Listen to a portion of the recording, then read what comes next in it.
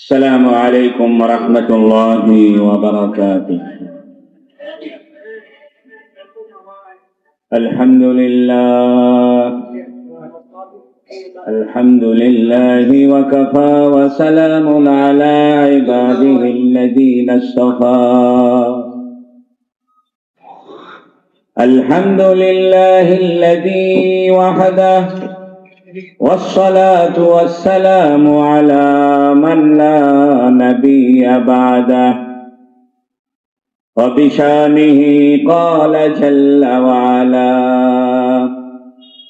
إن الله وملائكته يصلون على النبي يا أيها الذين آمنوا صلوا عليه وسلموا تسليما.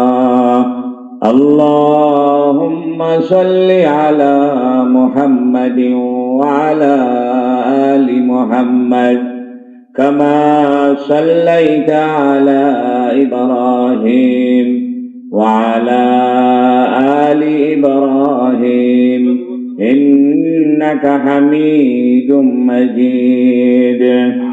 اللهم بارك على محمد وعلى آل محمد كما باركت على إبراهيم وعلى آل إبراهيم إنك حميد مجيد.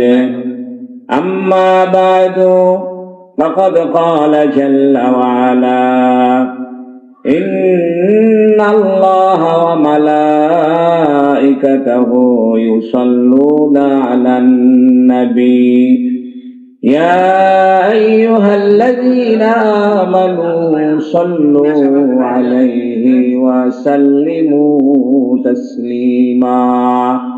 فقال النبي صلى الله عليه وسلم: من صلى علي واحدة صلى الله عليه 10 مرات أو كما قال عليه الصلاة والسلام.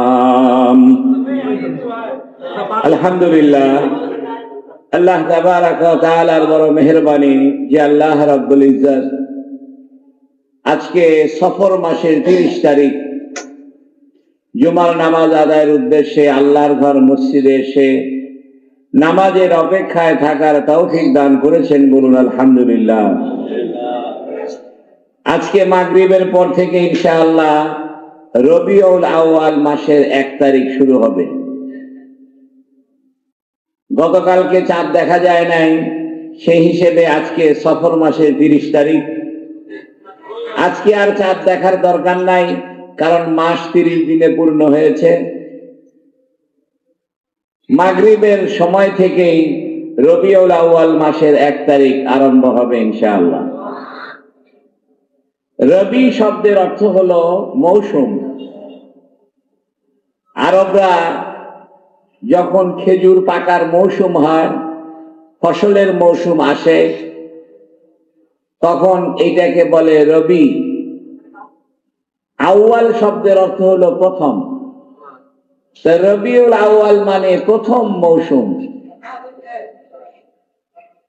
আল্লাহ পাক রাসূলুল্লাহ সাল্লাল্লাহু আলাইহি সাল্লামকে মানব জাতির হেদায়েতের জন্য, গোটা বিশ্ব জগতে শান্তি শৃঙ্খলা ন্যায় প্রতিষ্ঠার জন্য,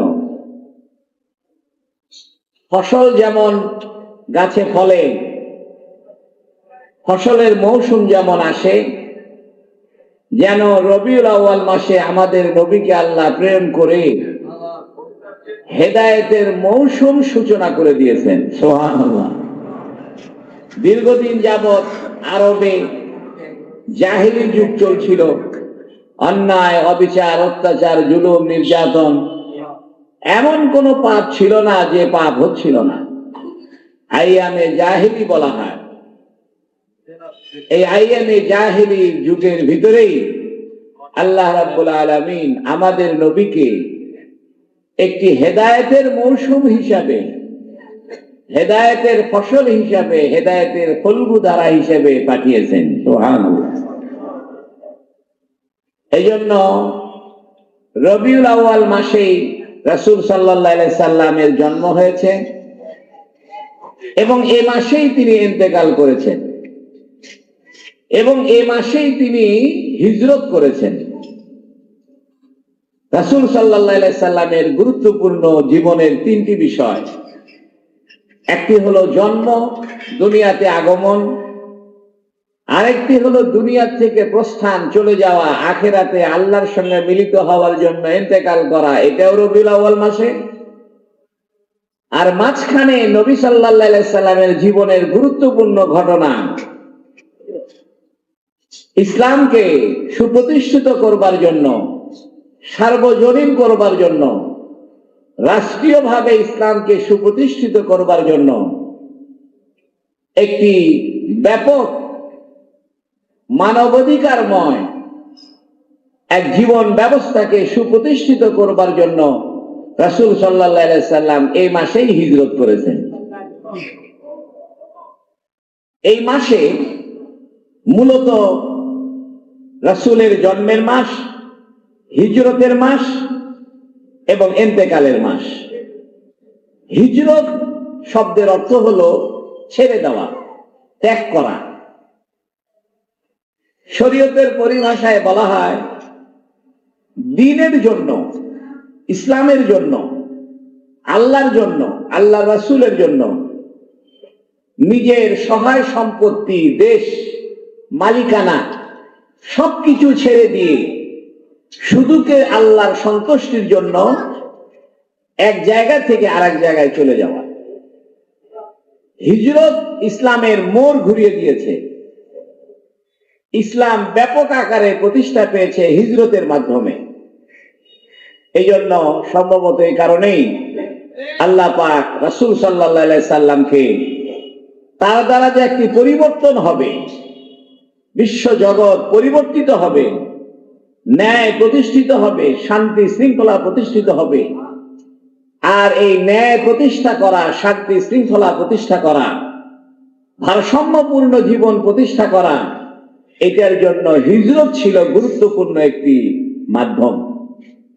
এই জন্য রাসূল সাল্লাল্লাহু আলাইহি সাল্লামকে আল্লাহ পাক এই রবিউল আউয়াল মাসেই হিজরত করিয়েছেন। নবী সাল্লাল্লাহু আলাইহি সাল্লাম মদিনাতে যাওয়ার পরে ব্যাপক কিছু পরিবর্তন করেছেন। একটি মদিনার সনদ তিনি কায়েম করেছেন। সবাইকে নিয়ে চলা একটি সার্বজনীন সমাজ ব্যবস্থা তিনি প্রতিষ্ঠা করেছেন মদিনার সনদের মাধ্যমে। এক সময় ইনশাআল্লাহ মদিনার সনদের উপরে বিস্তারিত আলোচনা হবে।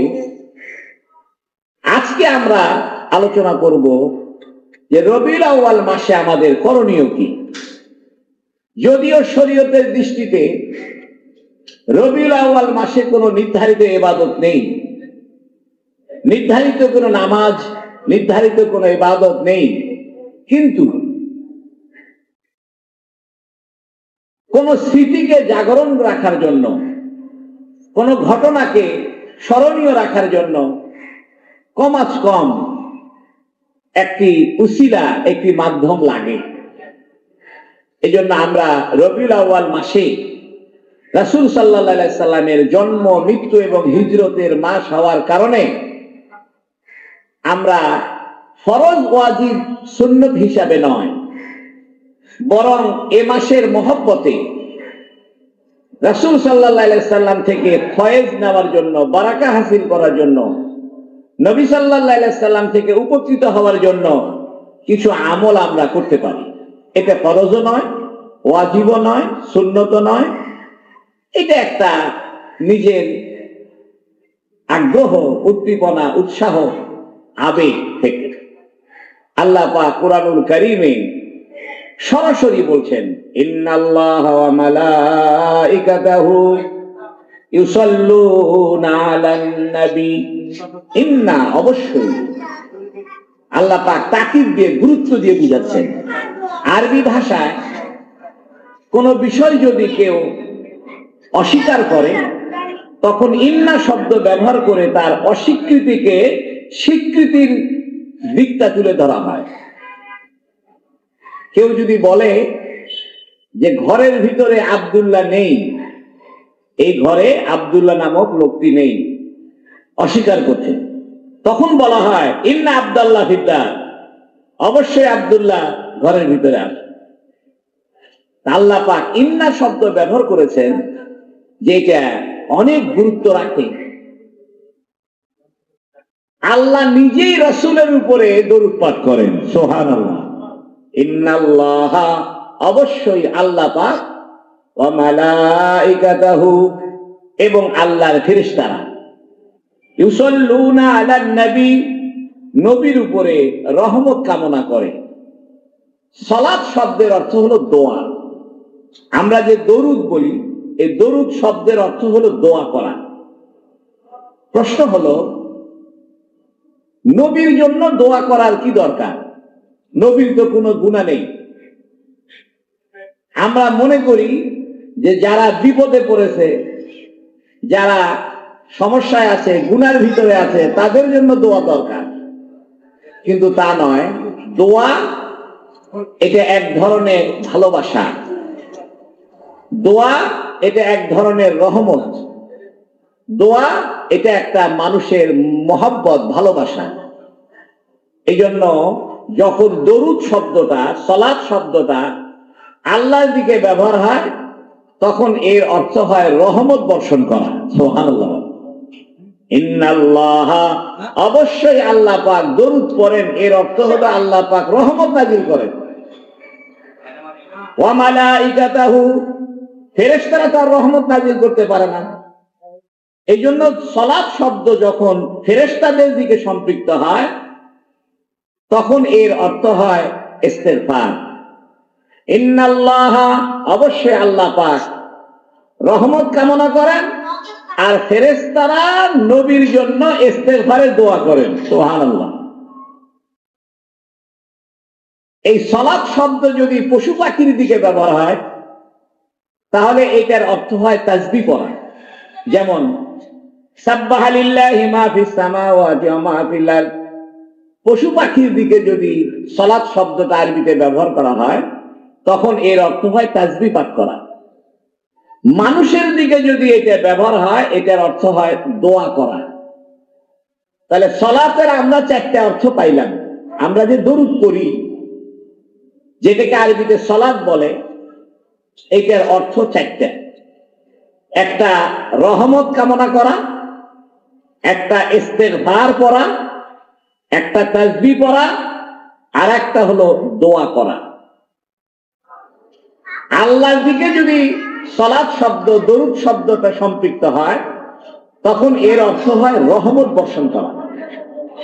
আল্লাহ তো দোয়া করবে না, কারণ আল্লাহ দোয়া যে করে সে হয় নিচু, আর যার কাছে দোয়া করে সে হয় উঁচু। যে দোয়া করে সে হয় মুখাপেক্ষী, যার কাছে দোয়া করে সে হয় অমুখাপেক্ষী। আল্লাহ তো দোয়া করতে পারে না, এই জন্য আল্লাহ রহমত নাযিল করেন। ইন্নাল্লাহ, অবশ্যই আল্লাহ পাক রহমত দেন। ওয়া মালাইকাতাহু ইউসাল্লুনা, এবং আল্লাহর ফেরেশতারা নবীর জন্য ইস্তেগফার করেন। মানুষ যখন দরুদ পড়ে দোয়া হয়, আর পশু পাখির দিকে যখন সালাত শব্দ ব্যবহার হয়, তখন এর অর্থ হয় হলো তাসবিহ পাঠ করা।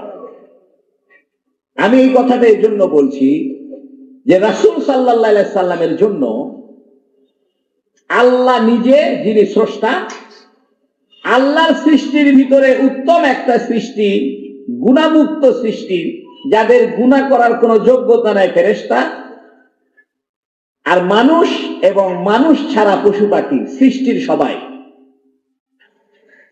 এই সৃষ্টি জগৎকে যদি আমরা ভাগ করি, তাহলে এক ভাগ হবে ফেরেশতা, এক ভাগ হবে মানুষ, আর মানুষ আর ফেরেশতার বাইরে যা কিছু আছে সব মিলে এক ভাগ। রাসূলুল্লাহ সাল্লাল্লাহু আলাইহি সাল্লামের উপরে আল্লাহ করেন রহমত। আল্লাহর সৃষ্টির ভিতরে ফেরেশতাদের যে সৃষ্টি, এই অংশটা করে ইস্তেগফার। আল্লাহর সৃষ্টির ভিতরে যারা মানুষ, তারা করে দোয়া। আর আল্লাহর সৃষ্টির ভিতরে যারা মানুষ এবং জিন, ফেরেশতার বাইরে জিন, পশু পাখি, গাছপালা, পাহাড়, চন্দ্র, সূর্য, গ্রহ, নক্ষত্র যা কিছু আছে, এরা সবাই তাসবিহ পাঠ করে। কেন? এটাই আজকের আলোচ্য বিষয়। যে রাসূলুল্লাহ সাল্লাল্লাহু আলাইহি সাল্লামের উপরে আল্লাহ করেন রহমত, ফেরেশতারা করে ইস্তেগফার, মানুষেরা করে দোয়া, আর মানুষ আর ফেরেশতা বাদে জিন, পশু পাখি, গাছপালা, তরুলতা এরা করে তাসবিহ। মুফাসসিরিনে কেরাম একটা সুন্দর ব্যাখ্যা দিয়েছেন, সেটি হলো আল্লাহ যেহেতু দাতা, আল্লাহ অমুখাপেক্ষী, আর আল্লাহর দাতার ভিতরে, আল্লাহ যে দাতা দানকারী, এর ভিতরে সবচেয়ে বড় দান, সবচেয়ে বড় দানশীলতার বিষয় হলো রহমত। এই জন্য আল্লাহ পাকের দুইটি নাম রহমত নামে সংযুক্ত, রহমান এবং রহিম। আলহামদুলিল্লাহি রাব্বিল আলামিন, আর রহমানির রহিম, এই দুইটা নাম রহমত থেকে।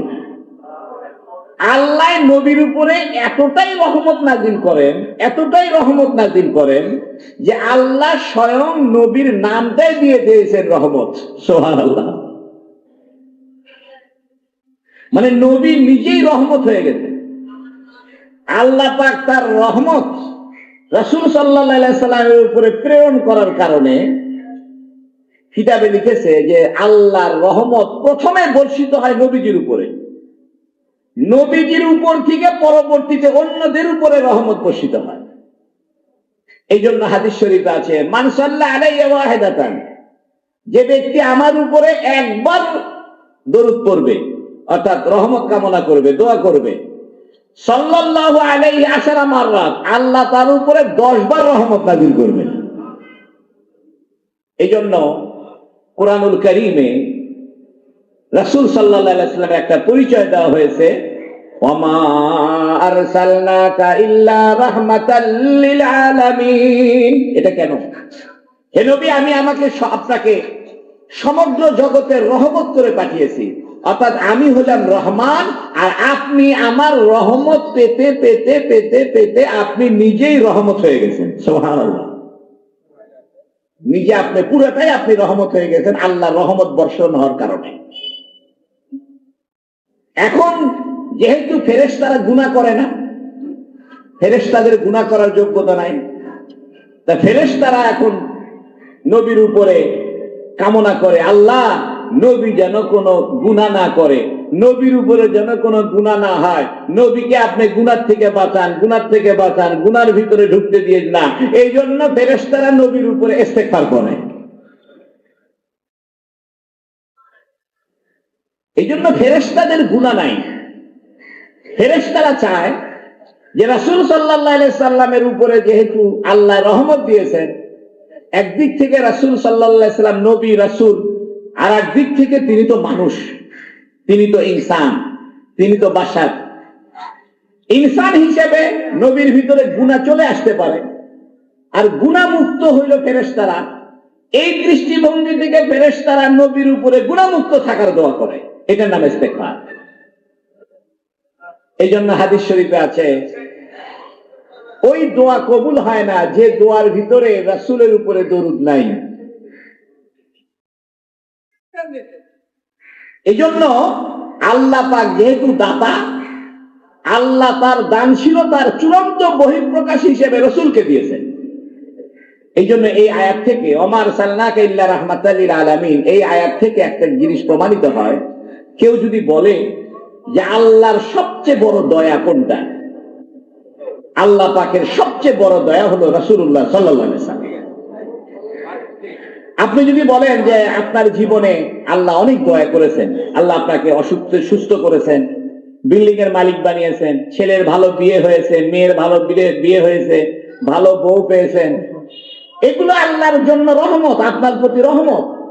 কিন্তু একটা মানুষের জীবনে সবচেয়ে বড় রহমত হলো রাসূলুল্লাহ সাল্লাল্লাহু আলাইহি ওয়াসাল্লাম, এটা মনে রাখেন।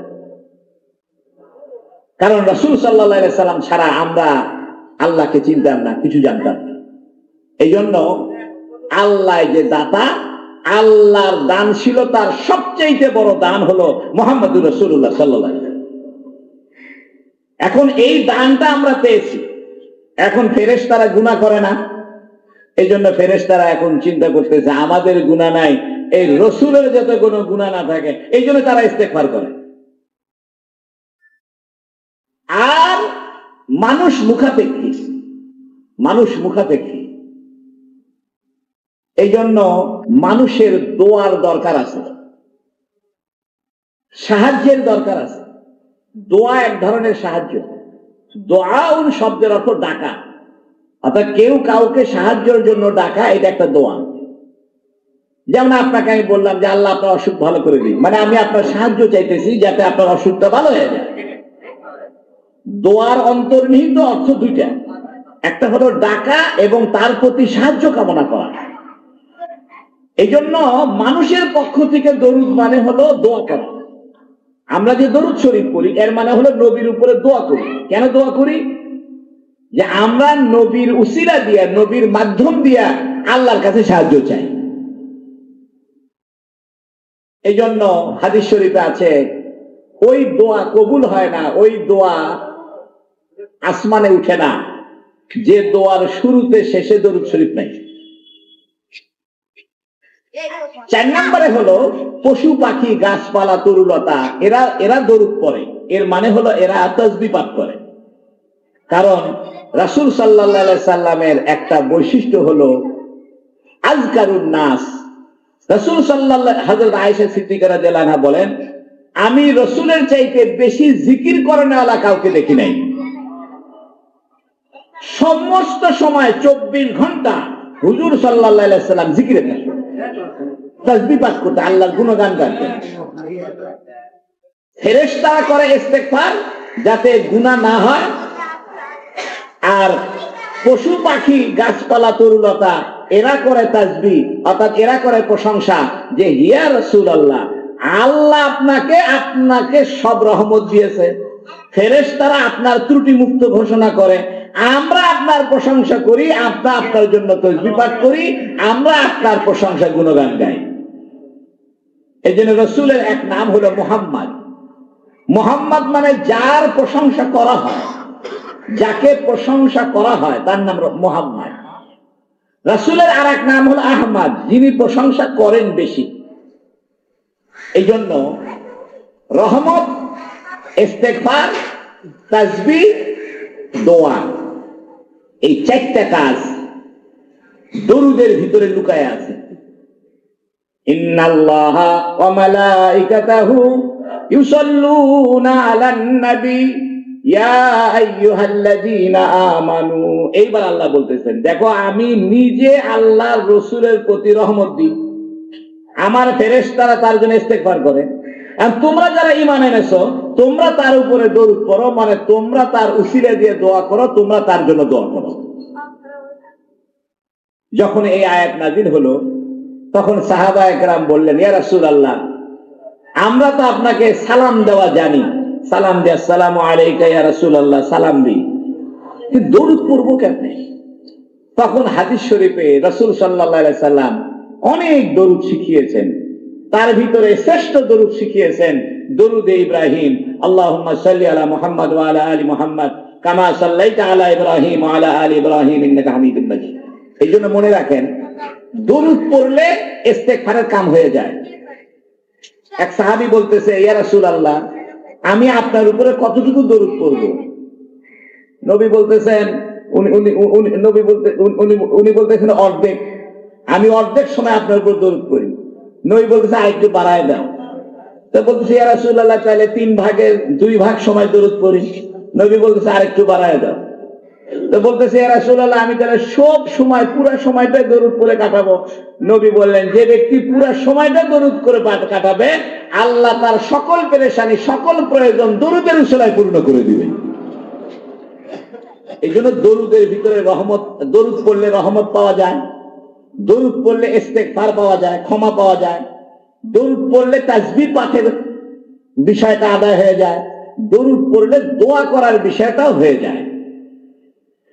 এই জন্য আমি আজকে এই কথাটা এই জন্য বললাম, যখন দরুদ শরীফ পড়বেন মনে মনে চারটা বিষয় ধ্যান করবেন। যে দরুদের ভিতরে রহমত আছে, রহমত দিচ্ছে কে? আল্লাহ। এই দরুদের ভিতরে ইস্তেগফার আছে, ইস্তেগফার পরে কারা? ফেরেশতারা।